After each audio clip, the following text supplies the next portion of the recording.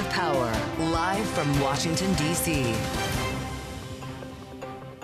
From Bloomberg's Washington, D.C. studios to our TV and radio audiences worldwide, welcome to Balance of Power. Alongside Joe Matthew, I'm Karoline. Tonight, is a major Middle East conflict imminent? Israel reportedly raising its alert level. Oil prices are rising, and a new report suggests extended war could happen very soon. What the White House is saying about the window for diplomacy with Iran. Bloomberg's Jeff Mason is standing by at the White House. And Zuckerberg takes the stand. Meta's CEO testifies in a landmark case on social media addiction, saying it's very difficult to enforce age limits on apps like Instagram. What the outcome could mean for big tech accountability. And the midterm war room. President Trump's cabinet sharpens its economic message, and the president is sticking to the script. Watch the State of the Union. We're going to be talking about the economy. We inherited a mess, and now we have prices way down. We have energy way down. Gasoline is now breaking $2 a gallon in many places, and it's been actually amazing.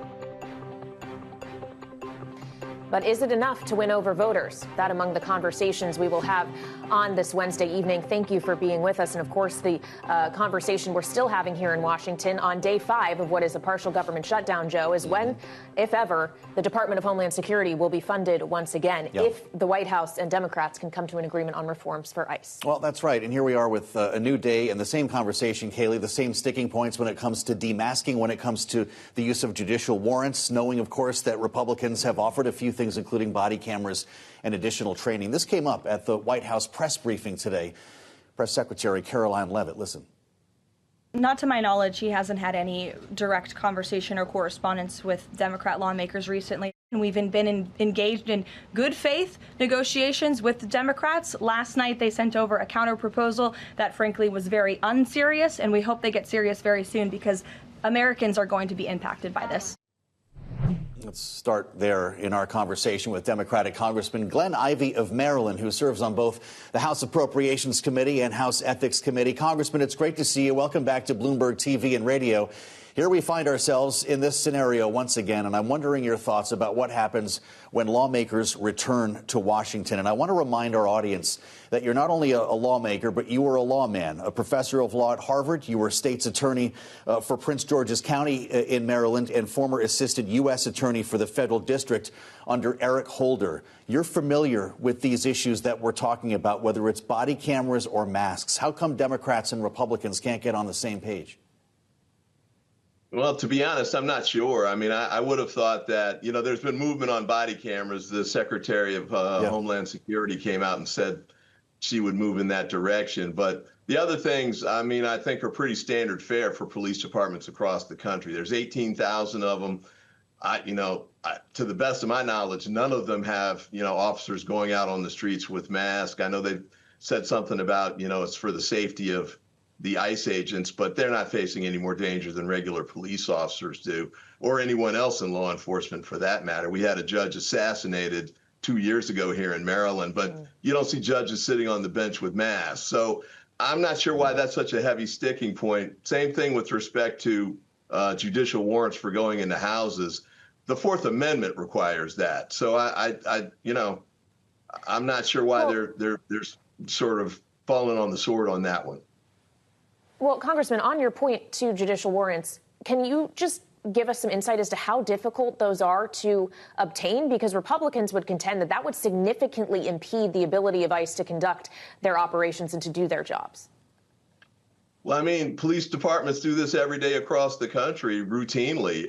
You get a judicial warrant. You want to, let's say you want to go do a search warrant on a house, for example. I mean, you go get the warrant from a judge who has to sign it. So it can happen on Christmas Eve. You have judges on duty. It can happen on weekends. The judges do this all the time. And, big courthouses, small courthouses, it's routine fare because you have to do it in order to go, go into a house and collect evidence or something along those lines. So there's really no reason they can't do it other than they don't frequently have probable cause to go into these houses, and they don't want to get held up on that. So it's to the extent they don't want to follow it, it's because they don't have the legal basis to do it.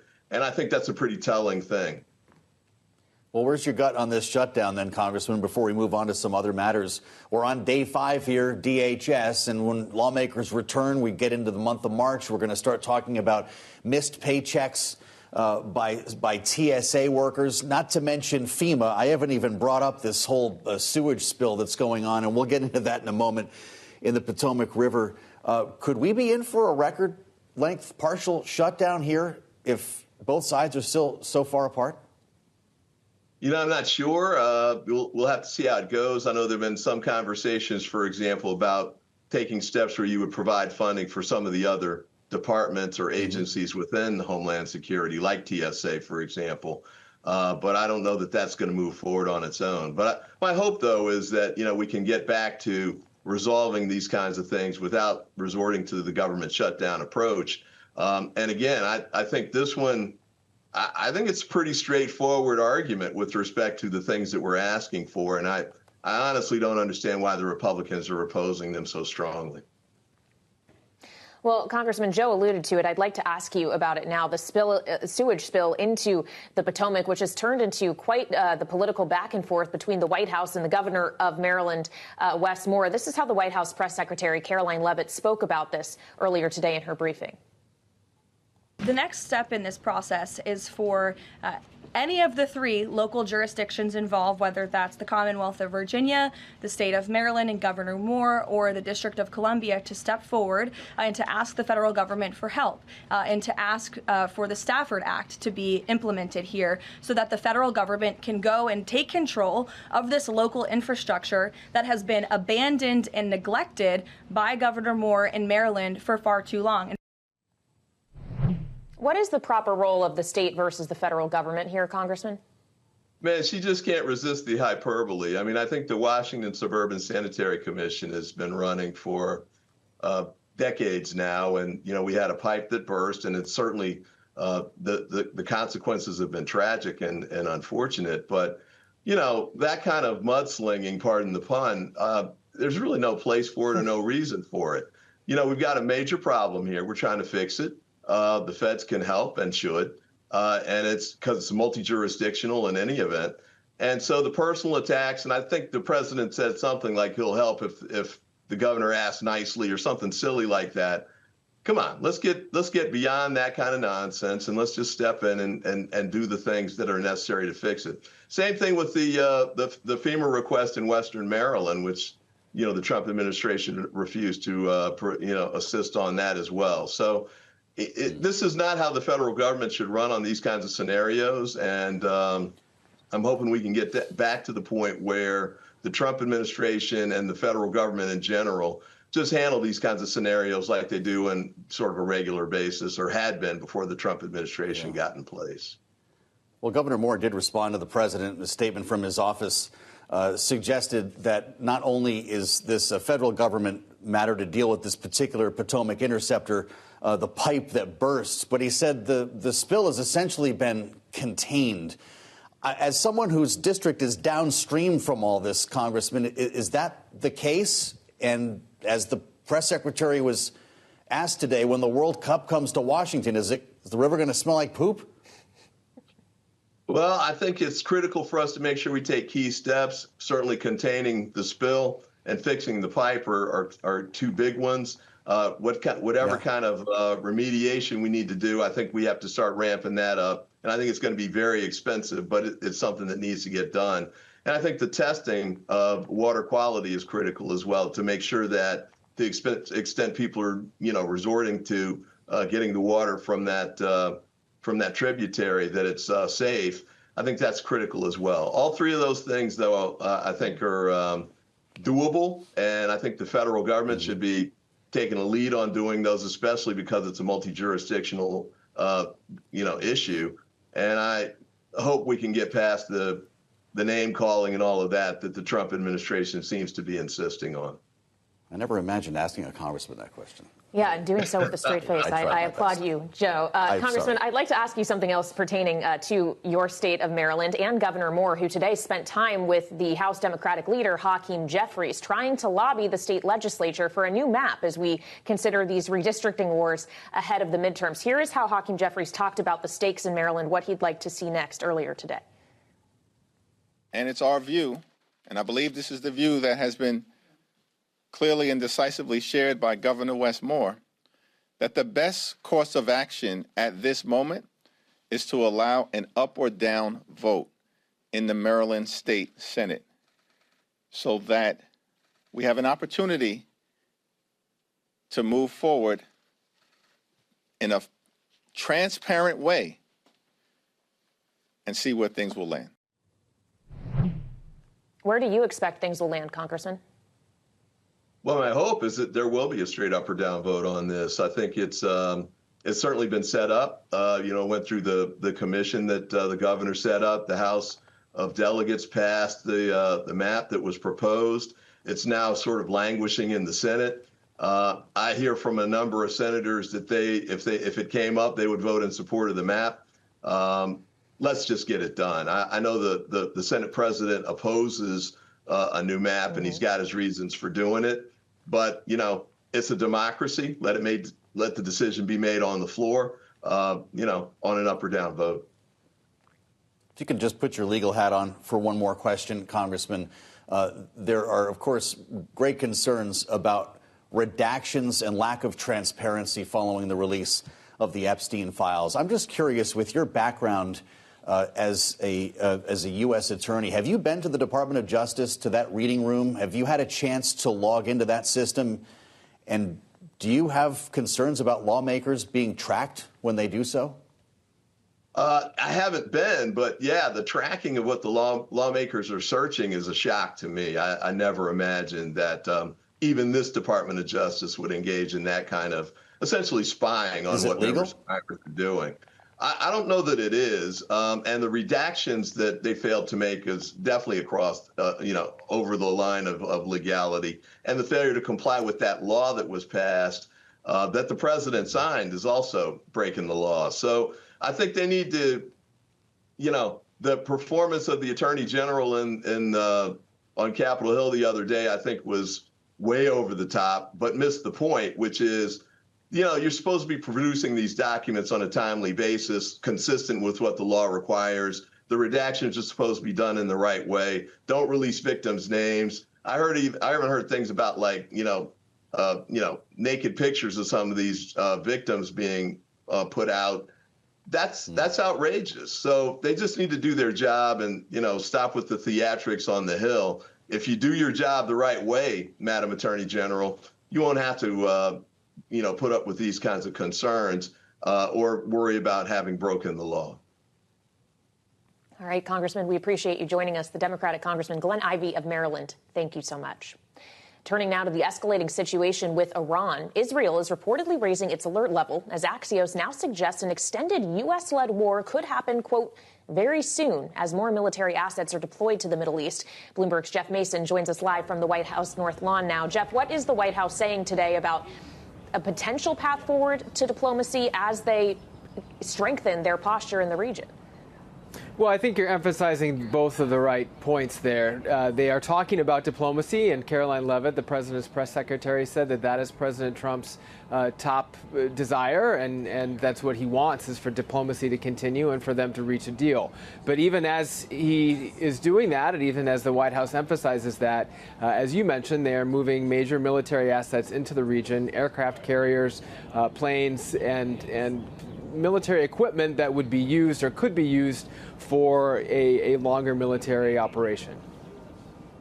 None of this, of course, has to do with affordability, Jeff, and I'm curious about a couple things. The speech the president plans to deliver tomorrow in Georgia, which I could frame potentially as a warm-up to the State of the Union with a focus on affordability, but also a meeting that took place at the Capitol Hill Club last evening. The Chief of Staff, Susie Wiles, certain members of the cabinet, not including, of course, Trump himself, talking about midterm messaging based on polling from Tony Fabrizio. None of this has to do with striking Iran, Jeff. When do we hear more about this? none of this has to do with striking Iran is right, although I do suspect at that State of the Union address that we'll hear everything about foreign policy such as Iran and also domestic policy such as the economy. But you're absolutely right, Joe, at the speech that he's expected to give tomorrow in Georgia, it is likely to focus more on the economy, which is sort of the buzzword and the key goal that he and his administration want him to be talking about ahead of the midterms. The president and his advisors, including at that meeting that you just referenced, are hammering out a strategy to try to keep Republicans in power. The Republicans, of course, control both the House and the Senate right now, but are vulnerable to losing that at the elections in November. The key to keeping them in power from the perspective of pollsters and from the perspective of Trump's advisors is to emphasize the strength of the economy and the success of his policies from their perspective since coming into office. That success is not necessarily translating to people's views, at least when they go into the grocery store and still see these high prices, despite the fact that the stock market is hitting record highs and unemployment is ticking down. Well, when we consider the employment, Jeff, of some 260,000 people who are employed specifically by the Department of Homeland Security and are not currently going to be receiving their next paychecks because that department remains shut down, how should we expect the president, whether it's in Georgia or on Tuesday at the State of the Union, to talk about a partially shuttered government as he addresses members of the United States government? How optically is that going to change things? Sure. I think that what we can expect is to hear him discussing blame and blaming Democrats. And that is certainly what the White House has done so far and what the president, I expect, will do going forward, whether it's tomorrow or whether it's at the State of the Union address. The president and the White House are frustrated by the fact that Democrats have really, I think, shown their oats in this particular negotiation. They, of course, feeling like they've got some political headwinds after the outcry publicly in Minnesota and nationwide from what happened in Minneapolis. So that's giving some political strength to Democrats, and Republicans, starting with the top Republican, which is the president, are going to try to kind of shift that momentum and blame them for shutting down the department. Jeff, it's always great to have you with us. Bloomberg's Jeff Mason reporting live from the North Lawn of the White House this evening. Coming up, concerns over possible strikes against Iran sent oil prices jumping the most since October. We'll have more with Bloomberg's Romaine Bostick and Power Moves. That's next on Balance of Power on Bloomberg TV and radio.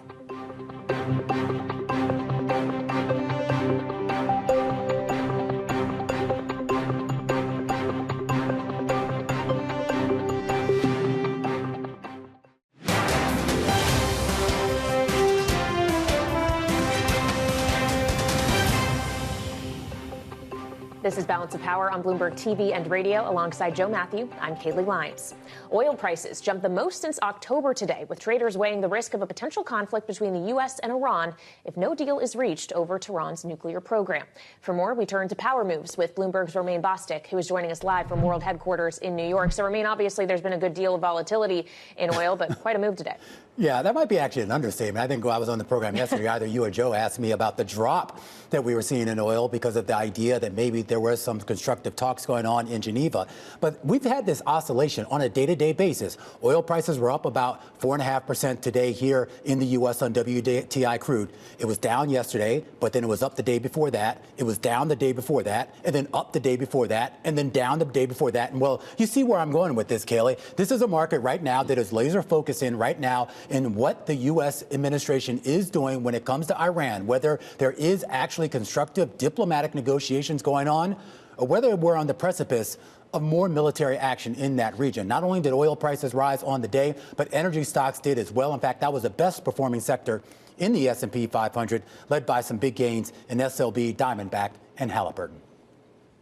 Romaine, I know that we're starting to wind down earnings reporting season, but we've got the big gorilla tomorrow morning with Walmart, and you had a couple of pretty important ones after the bell today, DoorDash and eBay. What's got your attention? Well, DoorDash was interesting. It actually plunged earlier in the after-hour session on the idea that it actually missed on several profit metrics. But then once the conference call started, the company basically said, look, things were weak in the most recent quarter, but they expect a rebound heading into the second half. And now the shares are actually up about 10% in the after-hours trade after being down by about 6 or 7%. eBay, it's flying high. It's up about 7.5%. A deal to buy Depop. This is a fashion marketplace, Joe. I don't know if you're into that stuff, but it was owned by Etsy. They're going to buy it for about $1.2 billion in cash as eBay continues to sort of expand its reach in that space. And one other one that I do want to point out is a company called Omnicom. It's basically an advertising company. It basically helps corporations advertise and market it. I always see this as kind of a barometer of economic conditions. They reported a very good report, provided very good guidance, in those shares, Joe,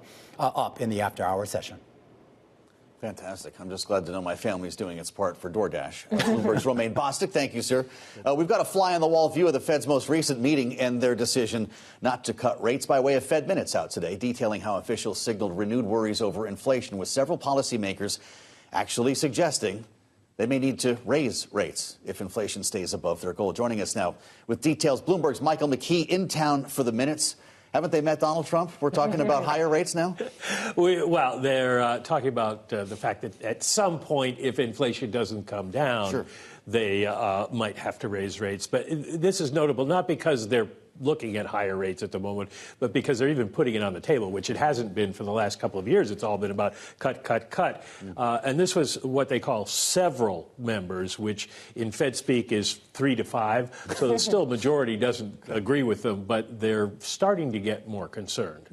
Well, and of course, when we think about the Fed's concern around inflation, a lot of that was stemming from tariff policy and the potential pass-through of tariffs to American consumers. I want to ask you, Mike, about some comments we got from Kevin Hassett, who heads the National Economic Council, who pointed to a study from the New York Fed that found consumers, U.S. consumers, are paying for about 90% of the cost of the tariffs. He said that is an embarrassment, and the people associated with it should be disciplined. Just walk us through that figure and how it compares to other ones we've seen. Yeah.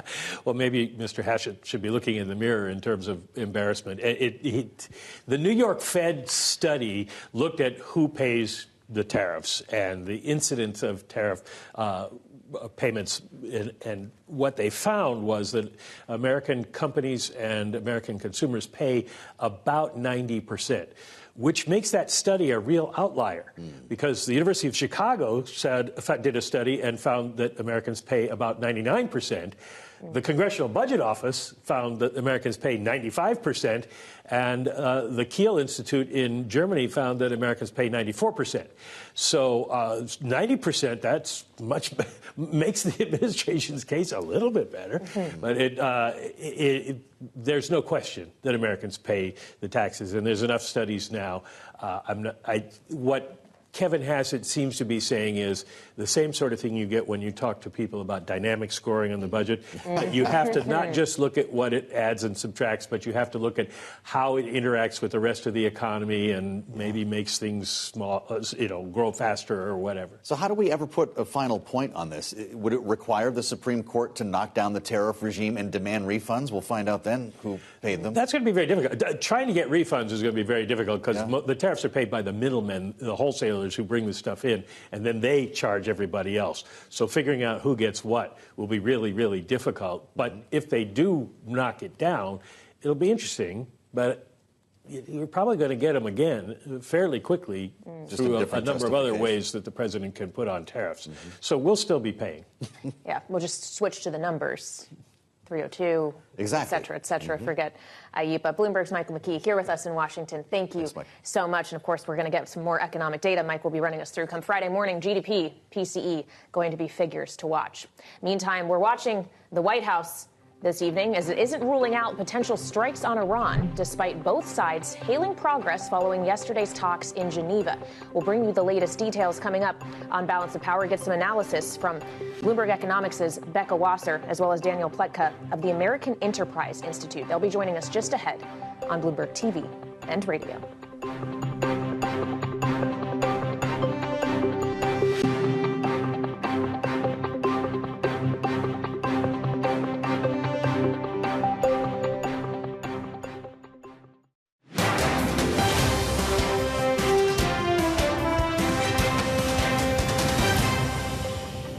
There's many reasons and arguments that one could make for a strike against Iran. The president has always been very clear, though, with respect to Iran or any country around the world. Diplomacy is always his first option, and Iran would be very wise to make a deal with President Trump and with this administration. It's Balance of Power on Bloomberg TV and radio. Alongside Kaylee Lyons, I'm Joe Matthew in Washington, where we heard from White House Press Secretary Karoline Leavitt earlier today, following yesterday's talks between the U.S. and Iran. Both sides citing progress made with Tehran's negotiators promising detailed proposals in 2 weeks. Joining us now with her insights into this standoff, Becca Wasser, defense lead for Bloomberg Economics. Becca, it's great to have you. You led studies in war games for the Department of Defense, for RAND, for the Center for a New American Security, before you joined us here at Bloomberg. And I know you're gaming out some possibilities here, most likely scenarios in your analysis today on the terminal. Where's your head as we try to figure out the president's next moves? Well, I think it's safe to say at this point that the likelihood of diplomacy actually working is starting to be less and less by the day. And that means that we think that the likelihood of strikes playing out is increasing. Ultimately, if you look at the massive buildup in the Middle East, it truly is massive. You have sizable number of ships. You have a number of cargo aircraft hauling equipment to the region, including missiles and munitions. And then you also have an uptick in air power concentrated in the Middle East and nearby in Europe. So all of that suggests that the scale and the types of equipment that are there are pointing more towards the fact that strikes are not just on the table as pressure, but are a real possibility. Well, and so how should we consider costs as an incentive to or to not strike here, knowing that there is opportunity costs from having these assets in this region as opposed to elsewhere, and also quite literally just costs to have all these assets in this region? Is this something that you would commit? Would we be moving these assets if we were not committed to using them in some form, I guess is my question. So if you look at the recent defense strategy that the U.S. put out, the Middle East is not a priority theater. Yet we have such concentration of military equipment in that region. So I think it's safe to say that we would have this equipment spread out all across the globe if they weren't here. But I think you're right to point to the costs. It is a time cost, a resource cost, actual financial costs. We recently did a calculation of the military buildup, just the naval buildup in the Caribbean, and we costed that at close to $3 billion and counting. So one can imagine that over time, you'll see similar costs play out in the Middle East. When the second carrier strike group arrives, knowing that we have dropped dozens of additional fighter planes and air-to-air refuelers in the past 48 hours into the region, when that Jerry Ford carrier strike group joins the Lincoln strike group, is that the most likely time for strikes? I wouldn't necessarily put too much money behind that. That would be this coming weekend, right? Well, I think it would be a few days potentially after that. But ultimately, the weekend, there could be strikes because that carrier is an added bonus. Okay. It's an added bonus for air defense coverage. It's an added bonus for some of the potential missiles that are on the guided missile destroyers that accompany the carrier. So it could help with potential strikes, but it's not needed. I think with just what's in the region alone, they're pretty well covered. There's also the potential for aircraft to come from other parts of the globe. President Trump today put out on social media the importance of Diego Garcia. And we saw last time during Operation Midnight Hammer that we had bombers fly from Diego Garcia to launch strikes. He's saying that it's equally important in part for potential Iran strikes yet again. So all of that to say is I wouldn't put too much faith on the carrier being the thing that clinches it or says what time there's going to be strikes. Got it. All right, Becca, great stuff as always. Becca Wasser, defense lead of Bloomberg Economics. Thank you so much. And joining us now for more insight is Danielle Pletka. She's Distinguished Senior Fellow at the American Enterprise Institute. Thank you, Danielle, for being with us here on Bloomberg TV and radio. When we consider this buildup of military assets, the posture the United States now has in the Middle East, do you see this as posturing so that President Trump can try to get a more advantageous deal, a deal that he wants, or is this posturing with the actual intent to strike? So I don't think it's posturing. I don't think that's the right word. It's certainly an accumulation of leverage, but it's done, as your colleague Becca just said, at a rather high cost. So just for a show of force, I think it's a little bit overdone. If the president were planning on only using diplomacy and we're actually posturing on the military side, I would suggest that this is overkill. So I suspect that the hopes for a diplomatic breakthrough are diminishing. Interesting. When do you think a decision needs to be made by Danielle? Just to add on to this idea, how long can we maintain that crouched position with so much hardware in one spot?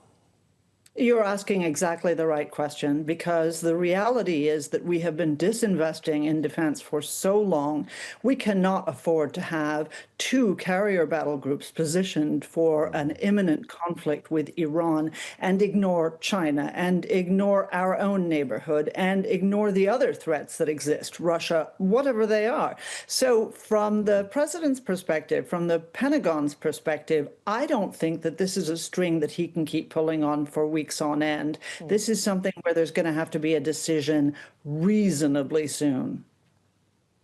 Well, and how do you expect Israel, and specifically Prime Minister Benjamin Netanyahu, is influencing that decision, Danielle? He was here in Washington for the 7th time of this administration just last week. We know those talks were centered around Iran and its ballistic missile program specifically. To what extent do you think President Trump is minding the desires of Netanyahu here?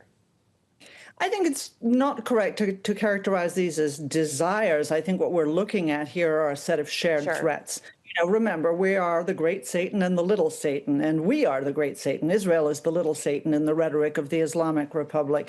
So I think that there's no question that when he arrived last week, Prime Minister Netanyahu was leaning on the president to move forward more quickly. But that said, and it's really important that your viewers understand this, the president was eager to go weeks ago, and it was Bibi Netanyahu who held up his hand and said, stop, we're not ready. So, you know, the Israeli prime minister has definitely been playing a role, but whether he can get the president to make a go decision, I question. Well, that's interesting. Let's say there is a go decision, regardless of who makes that call, Danielle. Will we see American and Israeli forces taking part in strikes together, or would it be the U.S.'s job to protect Israel while one of these carrier strike groups does that work? No, look, we don't need the kind of material that we have right now in the region in order to support an Israeli mission. We've done that before. We did that with Operation Midnight Hammer. That was a one and done. Yeah. We're talking in this case about a very substantial, and I mean very substantial, American military operation in which we may well see the Israelis take part, but it won't be us backstopping them. Well, as we consider Israel, it is not just with reference to Iran specifically, but of course the ongoing conflict in Gaza and what will come next. The president is convening the Board of Peace for a meeting here in Washington tomorrow. Danielle, we heard a bit of a preview of that from the White House press secretary Karoline Leavitt earlier today. Let's listen. Tomorrow, President Trump will host a Board of Peace meeting at the Donald J. Trump Institute of Peace, where he will announce that member states have pledged more than $5 billion towards the Gaza humanitarian and reconstruction efforts. It's more than 20 countries. I know there's a lot of interest in that. I'll spare myself reading you the list of 20 countries from the podium, but we will provide it. And the president will be opening the meeting tomorrow with remarks and will sort of formally be chairing the meeting at the beginning. What will it take, Danielle, for this Board of Peace to actually be successful? How should we expect it to work, either in conjunction with or against the work of other global entities? I'm really sorry to be laughing, but you have to look. This is a very heartfelt initiative on the president's part, designed very much in Donald Trump's style. He loves the idea of his name on it. He loves it being at the U.S. Institute of Peace, which is now renamed for him. He loves, you know, the pay-to-play aspects of it. But in terms of operationalizing this for Gaza, there is absolutely no indication of how we get from here, like Pennsylvania Avenue, right near the State Department, to there, the Middle East. This is not an international organization by any standard. This is not a treaty organization under U.S. law or the U.S. Constitution. And frankly, this looks like something that is more of a vanity exercise than it is a pathway to peace in the Middle East. Well, I guess there's no point in me following on here, Danielle. I was going to ask you what happens if Vladimir Putin gets the seat on the Board of Peace. Does he have to recuse himself when it comes to Ukraine? Yeah, I mean, that's exactly the problem, isn't it? You know, the people who have taken seats, the countries who have taken seats, represent a lot of bad guys, represent a lot of American and Israeli adversaries. I mean, Pakistan is involved in this as well. So, you know, this just isn't, unfortunately. I wish it were. I mean, it would be great to have something that actually drove peace, but this ain't it. Well, Vladimir Putin, of course, wasn't at the talks in Geneva, nor was Ukrainian President Volodymyr Zelensky, for that matter. And we understand those talks in Geneva, second day of them today, to try to reach some kind of agreement between Russia and Ukraine, ended after less than 2 hours. Danielle, what hope does that give you for a diplomatic resolution or any kind of forward progress in that conflict? Here's the problem. The Ukrainians have been coming in good faith to these discussions, and the Russians have not. The Russians don't want to make peace with Ukraine, and this is a reality that Donald Trump and Steve Witkoff and the negotiating team fundamentally don't want to accept. They want to draw out the string, continue attacking with the hopes of advancing, taking more territory, and that's their game. And Zelensky, has obviously reached the end of his tether and doesn't want to play it anymore. Mm-hmm. Well, interesting. With that said, and knowing that the president is going to be delivering a State of the Union address next Tuesday evening, do you expect that he will outline any goals to either end the war in Ukraine? He obviously won't be doing it in his first year, or to begin one in Iran. Great timing question, right? Because, of course, we are looking at the State of the Union, and I suspect that if there's going to be military action on Iran, the president may well wait. He may well deliver an ultimatum. And he may choose to do so on Ukraine as well. But it's going to fall on deaf ears for as long as it is a recipe for endless war in Ukraine. Mm-hmm. It's great to have you back, Danielle. Distinguished Senior Fellow at the American Enterprise Institute, Danielle Pletka, we thank you. Coming up, Texas State Representative James Talarico had his best funding day yet after CBS pulled his appearance on The Late Show with Stephen Colbert. We'll bring you the latest details next. This is Balance of Power on Bloomberg TV and radio.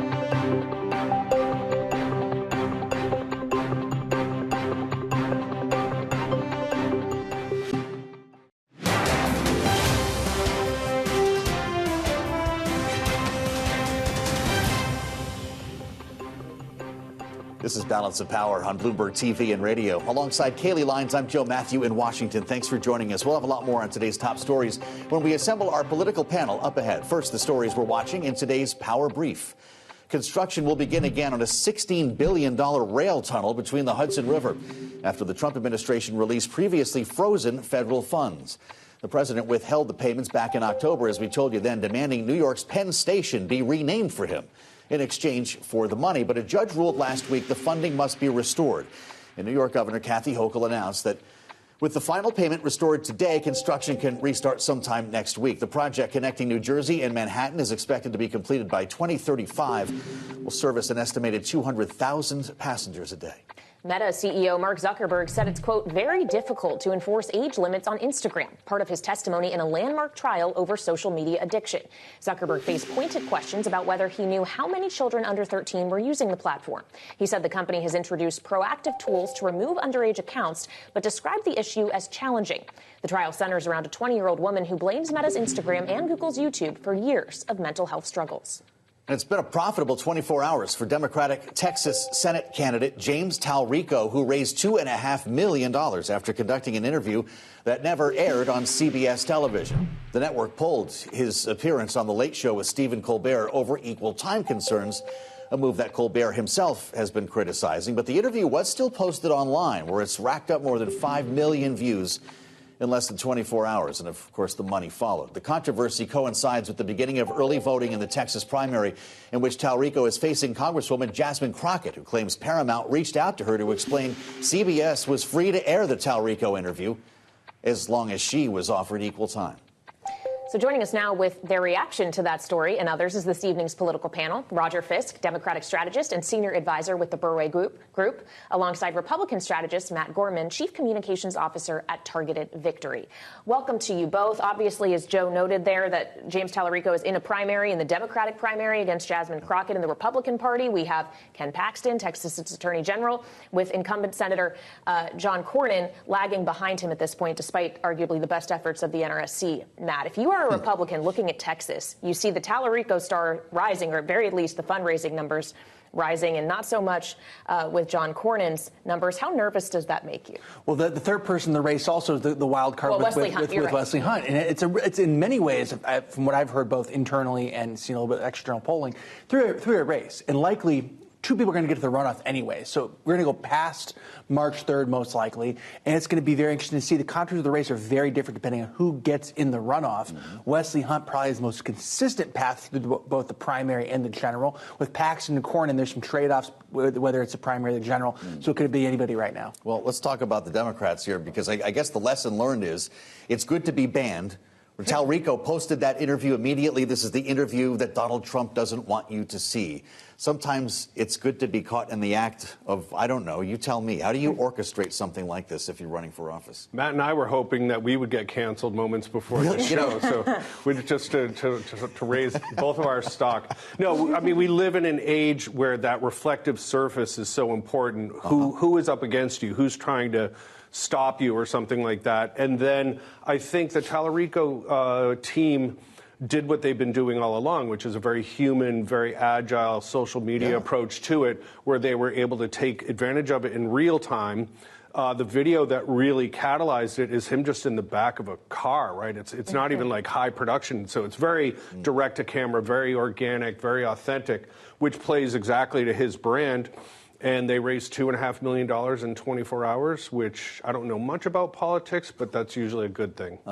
Yeah, it certainly is a lot of money. As we consider that Texas is a state that at least Democrats are hoping will be competitive, there's other competitive states in play, including, of course, Georgia, where you have an incumbent Democrat, John Ossoff, who is up for re-election this cycle. And it's to Georgia that President Trump will be traveling tomorrow to talk specifically about affordability. Here's the preview from the press secretary, Karoline Leavitt.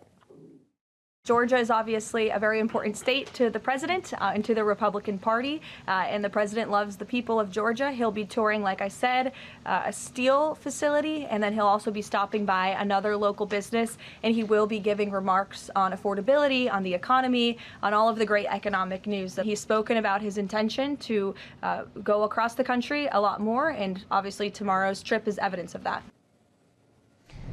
The intention has been there, Matt. We actually haven't seen that much of the travel to this point, but maybe the tour is resuming. My question is he going to be able to stick to the affordability script in a way we often have seen him stray from in the past? We'll see. And I think certainly at least from a meeting last night at the Capitol Hill Club, there is also a delegation among the cabinet members and Vice President Vance, who was on Fox News just the other day, talking about affordability as well. So I think they realize it can't just be him. It has to be kind of delegated out to members of the cabinet. We'll talk about in local media as well. But then as we go into the State of the Union, a prime time, literally and figuratively, chance for the president to talk about it. We'll see if he'll do it.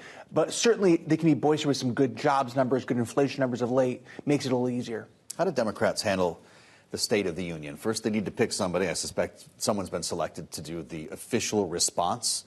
I'm not sure what criteria you have for that, or if there's someone in mind. It's sort of the Wheaties box. It's known as a bit of a curse here. Maybe nobody wants to do it. But also, how do they comport themselves in the chamber? Are we going to see signs? Are we going to hear shouting?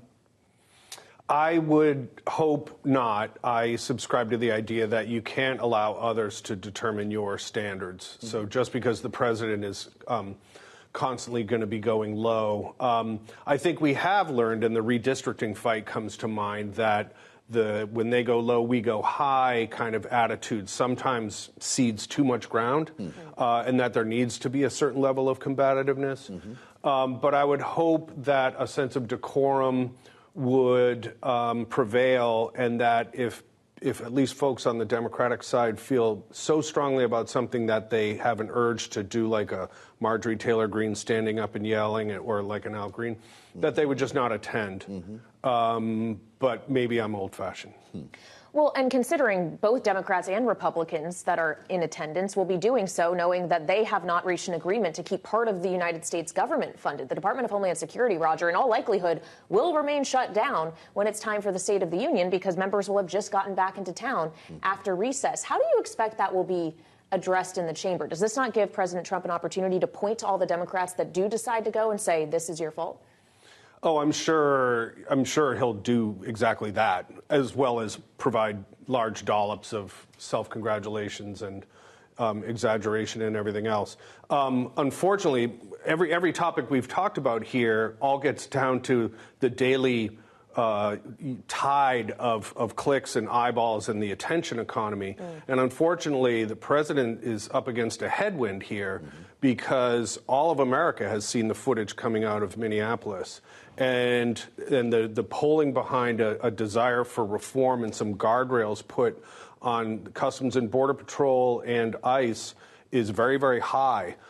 So he will be facing a steep climb in trying to get the American people to come away from the idea that the behavior that they've seen with their own eyes can just continue unabated. Well, we know who's going to be sitting behind the president. Hakeem Jeffries made that clear today. It had been suggested, maybe he suggested it wouldn't be appropriate for the president to deliver that address, as Kayleigh referenced, but he made clear today that he'll be there. Listen to the Democratic leader. And Republicans are going to need to own up to the chaos that they've created, particularly as we approach the State of the Union, which is in tatters right now. It's a disaster, and the American people know it. My current plan is to attend. We're not going to Donald Trump's house. He's coming to our house. It's my view that you don't let anyone ever run you off of your block. But that's not going to be the case for all Democrats. In fact, there are multiple alternate states of the union. One of them is going to be held on the Mall, apparently. Another one at the National Press Club. Matt Gorman, we started getting into alternate responses to these things. Where's the breakdown? It's the stupidest thing in the world. And I will say this, and I've been through part of the other sorts of responses where, you know, we try and cook up our own, too. Yeah, look, like the halftime show. Exactly, I was just about to say it's Bad Bunny and Kid Rock all over again. You know what? You have, I don't know if you guys will be there. I'm sure you'll have correspondence there. You have the world's media. You have prime time across all the broadcast networks, plus a ton of media will be there throughout the day. And you're going to go run at the mall. You're going to go do it somewhere else. Stay there, and also stay there, and you can respond if you want before or after. But I think it's always the stupidest thing in the world to draw attention away. You're never going to compete on the same scale as with the grandeur of the House chamber. Go and meet the media where they are. Don't try and run off somewhere else. We only have 30 seconds left, but from both of you, Roger, any guess on who the Democratic response will be from? No idea. I believe Senator Slotkin is already gone. Yes, so, that was last year. Yeah. How about Mark Kelly? I mean, that would coincide with kind of a little bit of a wave for him right now. It could be Mark Kelly. He needs to up the personality a little bit if he's going to do it, but it could be Mark Kelly. That's a good guess. What did you suggesting? He's low energy? Or? Well, a little lower energy. Wow. All right, that's it. Mark Kelly wins. No Andy Beshears, no governors. They want to stay away from the 2028 folks. Okay. That's what I think. Apparently, Mark Kelly's not running. Roger Fisk, Matt Gorman, we got something done here this evening. Great panel. Thank you so much. And make sure to tune into Bloomberg tomorrow for conversation with the big boss at Netflix, Ted Sarandos. Starts 12:30 p.m. Eastern, only here on Bloomberg TV and radio.